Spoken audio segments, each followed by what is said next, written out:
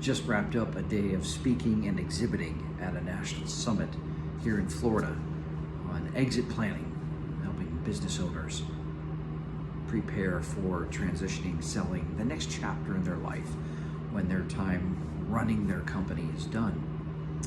And about 1,000 people attended this conference. And one thread that I heard throughout the day in different presentations was the idea that one of the greatest blind spots for us can come from an area of some of our greatest strengths.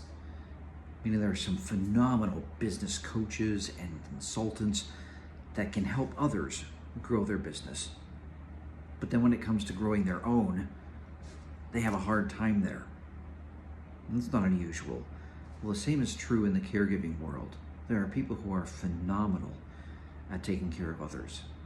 But then the thing that they wrestle with the most is intentionally taking care of themselves. And it's not a blind spot because they're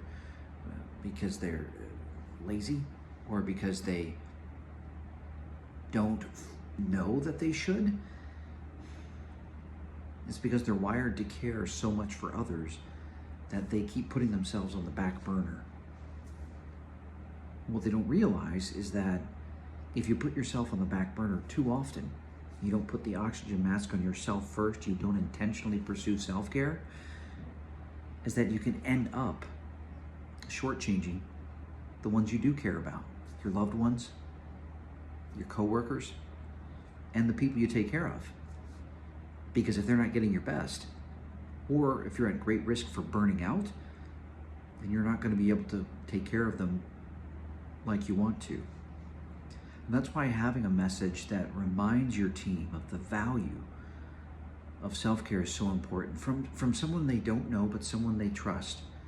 From someone who's spoken quite a bit about it and has received feedback that it was something that they needed to hear. And that's what I love to do, especially in person. Caregiving organizations across the country have appreciated my approach to how I encourage team members to take care of themselves so they can take the very best care of others.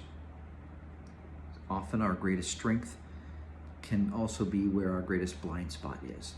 And that's why I'd love to equip your team. If that makes sense to you and you just like to have a brief 15-minute, no obligation conversation, just click on the link, the calendar link, and let's talk about how I can help encourage and equip your team to tackle burnout while keeping the patient experience elevated.